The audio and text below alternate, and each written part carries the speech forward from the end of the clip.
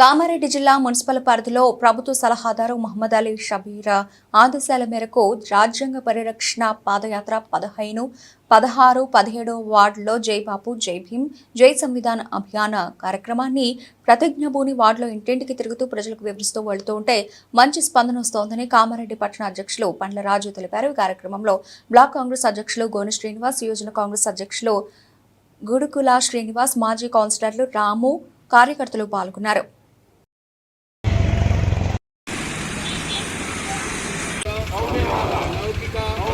ప్రజాస్వామ్య గణతత్వ రాజ్యాంగ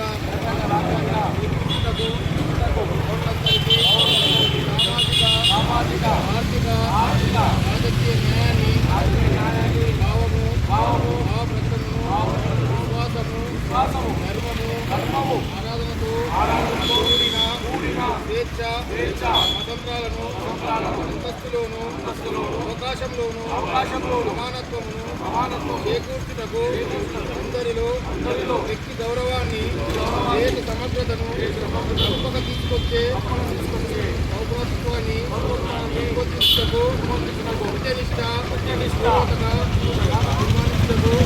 రాజ్యాంగ పరిషత్ 1949 సంవత్సరం నవంబర్ 26వ తేదీన ఆమోదింపబడిన చట్టబద్ధం చేసుకుని మాకు మేము సమర్పించుకుంటున్నాం.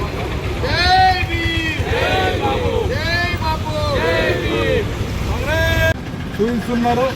మరి మీకు దమ్ము ధైర్యం ఉంటే ఏదైతే మన బడ్జెట్ ఉందో బడ్జెట్లో ఒక్క రూపాయి కూడా తీసుకురాని దద్దమ్మలు ఈరోజు డెవలప్మెంట్ గురించి మాట్లాడుతున్నారు. సిగ్గుపడాలా. అదేవిధంగా భారతదేశంలో ఎక్కడ లేని విధంగా మరి తెలంగాణలో సన్న బియ్యం ఇవ్వడం జరుగుతుంది. మరి సన్న బియ్యం కూడా రాష్ట్రం ఇస్తలేదు, కేంద్రం ఇస్తుందని చెప్పేసి ఈ యొక్క దొంగలు మాట్లాడుతున్నారు. మరి వాళ్లకు ఏమాత్రం జ్ఞానం ఉంటే మీ యొక్క బీజేపీ రాష్ట్రాలు ఉన్నాయి కదా, ఆ రాష్ట్రాల్లో ఫస్ట్ సన్న బియ్యాన్ని ప్రవేశపెట్టి మరి తెలంగాణ గురించి, రేవంత్ రెడ్డి గురించి, కాంగ్రెస్ పార్టీ గురించి మాట్లాడాలని చెప్పేసి హెచ్చరిస్తున్నాం.